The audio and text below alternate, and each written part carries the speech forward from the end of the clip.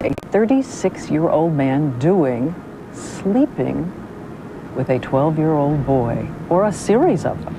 Okay, when you say boys, it's not just boys, and I've never invited just boys to come in my room.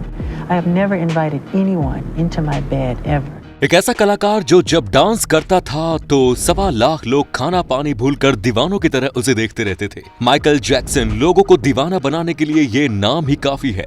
Michael Jackson एक mysterious personality के मालिक थे। साल 2003 में जब Michael Jackson को गिरफ्तार किया गया तो सिक्योरिटीज ने नेवरलैंड रेंच नाम की उस जगह को भी सर्च किया जिसे माइकल जैक्सन अपना घर बताते थे। वहां पर सिक्योरिटी अथॉरिटी को ऐसी तो कोई चीज नहीं मिली जिनसे कि माइकल मुजरिम साबित होते, लेकिन ऐसी बहुत सारी चीजें मिली जिन्होंने माइकल के मिस्टीरियस पर्सनैलिटी को और भी ज्यादा मिस्टीरियस बना दिया।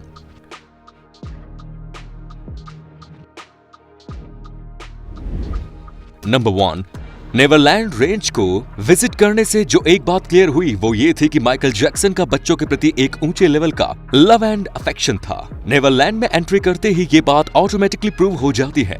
प्रॉपर्टी में जगह जगह बच्चों के डिफरेंट पोस्चर के स्कल्पचर्स रखे हुए हैं। दरवाजों के डोर हैंडल्स को कुछ इस तरह से डिजाइन किया गया है जैसे कि 2 किड्स एक दूसरे को किस कर रहे हैं। इसके अलावा नेवरलैंड में कई जगह ऐसी पेंटिंग्स बनाई गई हैं जिसमें एक बच्चा पैजामा पहने हुए मून पर बैठा है। इन सारी बातों से एक बात तो श्योर है कि बच्चों के प्रति लव एंड अफेक्शन की माइकल जैक्सन के दिल में बड़ी इंपॉर्टेंस थी।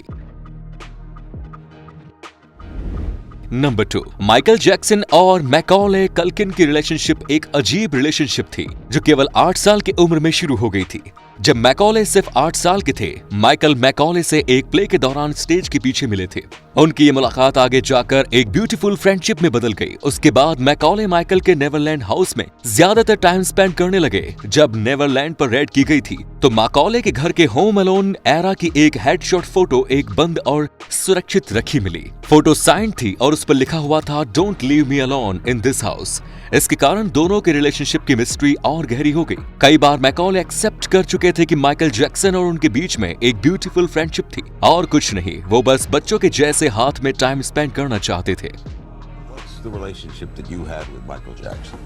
Had or have? I mean, it's Had both. you know, whatever. Let's go with had to Listen, have. no, he's a good friend of mine, and he still is. I mean, everything that's going on. I mean, it's unfortunate. It's an unfortunate. Number 3, Michelle loved animals. Michael को जानवरों से भी बहुत प्यार था। Michael के Neverland में domestic animals तो थे, साथ ही नेवरलैंड में उन्होंने एक फुल स्केलो जू भी बनाया हुआ था। इसके पहले आपको ये कभी पता चला कि माइकल को वाइल्ड एनिमल्स में भी बहुत ज्यादा इंटरेस्ट था। जैक्सन के फुल साइज जू में कई सारे वाइल्ड एनिमल थे। माइकल की कुल प्रॉपर्टी 3000 एकड़ में फैली हुई थी और माइकल अपनी नोटोरियस स्टाइल को शो करने में बिल्कुल नहीं हिचकते थे। उन्होंने वाइल्ड एनिमल्स और जू पर काफी पैसा खर्च किया। वो उनकी डाइट पर भी काफी पैसा खर्च करते थे। जू में orangutan, tiger, flamingo bird, chimpanzee के साथ 8 फीट पाइथन भी थे। पाइथन का नाम माइकल ने मैडोना रखा था। जब माइकल ने नेवरलैंड छोड़ दिया तो जू और उसके एनिमल्स की केयर मार्टिन डेनिस के द्वारा की गई। उन्होंने एनिमल्स को दूसरी जगह शिफ्ट कर दिया। सारे जानवरों को फ्लोरिडा की एक सेंचुरी में शिफ्ट कर दिया गया। जिराफ और रिकी द पैरट जैसे जानवरों की बेजोंग को वाइल्ड लाइफ सेंचुरी में देखभाल की जाने लगी। माइकल के 2 टाइगर जिनका नाम था थ्रिलर एंड साबू, दोनों को कैलिफोर्निया के वाइल्ड लाइफ प्रिजर्व में रखा गया। एक एलिफेंट का नाम अली था, उसे जैक्सन वैली में रखा गया। फ्लेमिंगोस को न्यू जर्सी के कैपी में काउंटी जू में एक नया घर मिल गया, लेकिन बहुत ही दुख की बात है कि पाइथन मैडोना का कोई पता नहीं चल पाया। माइकल जैक्सन एक कॉम्प्लिकेटेड फिगर थे। एक तरफ तो नेवरलैंड में इतनी चीजें मिली जिनसे ये पता चलता है कि वो बच्चों को और जानवरों को एक्सट्रीमली प्यार करते थे, लेकिन वहीं पर जब रेड पड़ी तो कुछ ऐसे वीडियो क्लिप्स भी मिले जिसने इस कॉम्प्लिकेटेड फिगर को और कॉम्प्लिकेटेड बना दिया। रेड में मिली वीडियो क्लिप्स में एनिमल अब्यूज भी दिखाई पड़ता है। हालांकि नेवरलैंड ने ये डिनाई किया और कहा कि ऐसी कोई भी टिप्स नेवरलैंड से नहीं मिली। नंबर 5, माइकल जैक्सन टॉयज के भी दीवाने थे। वो खिलौनों को बेहद पसंद करते थे। नेवरलैंड में ऐसे कई रूम थे जो कि सिर्फ टॉयज के लिए ही बनी थे। नेवरलैंड में टॉयज की भरमार थी। इनफैक्ट माइकल खुद भी बच्चे की तरह टॉय से खेलना पसंद करते थे। नेवरलैंड में आपको मिलेगी टॉय ट्रेंड्स। आपको यहाँ वर्ल्ड के बेस्ट टॉयज मिलेंगे। यहाँ तक कि माइकल के पास उनकी खुद की जोथर मशीन भी थी। रोलर कोस्टर, फेरिस व्हील और 2 ट्रेन्स थी जो कि प्रॉपर्टी का पूरा चक्कर लगाती थी। नंबर 6, माइकल जैक्सन को मेमोरेबिलिया मूवी काफी पसंद थी। इस मूवी के अलावा भी Michael Jackson lot of movie merchandise रखते थे। नेवरलैंड में आपको कई मूवी कैरेक्टर उसके लाइफ साइज के स्टेचूज मिल जाएंगे। जिनमें आपको स्टार सुपरमैन, ईटी और डार्थ वैडर के स्टैचू भी शामिल है। माइकल स्टार वॉर्स मूवी से भी खासा प्रभावित थे। आपको स्टार वॉर्स मूवीज के भी स्टेचूज आपको मिल जाएंगे। वहां पर आपको खुद माइकल जैक्सन का स्टेचू भी मिल जाएगा, जो कि उनकी मूवी 1989 से प्रभावित होकर बनाया गया था। एडवर्ड सीजर हैंड कैरेक्टर के ओरिजिनल हैंड्स भी आपको नेवरलैंड में मिल जाएंगे। इसके अलावा बैटमैन कॉस्ट्यूम और ना जाने कितने फेमस एक्ट्रेस के स्टेचू और मूवी प्रॉप्स आपको मिल जाएंगे। डिज्नी मूवी पीटर मैन से भी माइकल अच्छी तरह प्रभावित थे। उसकी भी ढेरों मूवी प्रॉप्स आपको नेवरलैंड में मिल जाएंगे।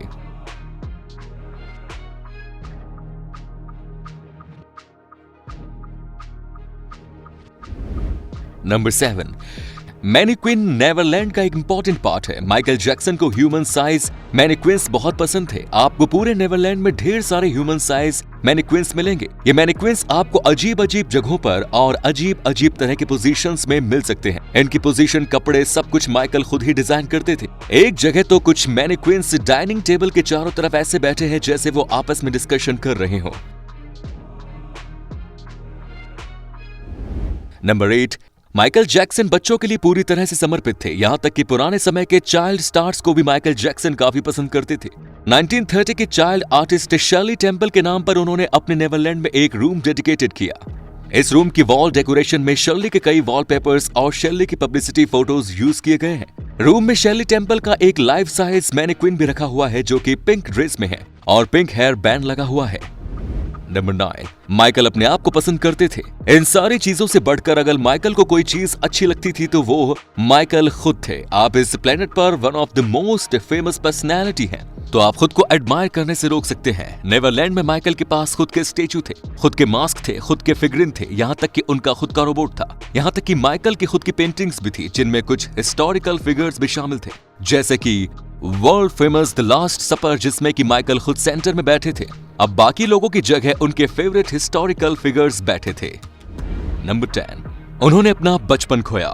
नेवरलैंड के बारे में इतना कुछ जानने और समझने के बाद एक बात तो क्लियर हो जाती है कि माइकल की लाइफ में एक बहुत बड़ा पार्ट मिसिंग था, जिसे वो इन चीजों से पूरा करना चाहते थे। माइकल हमेशा से केयर फ्री चाइल्डहुड चाहते रहे थे, जो उन्हें कभी नहीं मिला। पर उसकी कमी को माइकल ने नेवरलैंड की अपने इस highly imaginative and creative formation से पूरा करने की कोशिश की।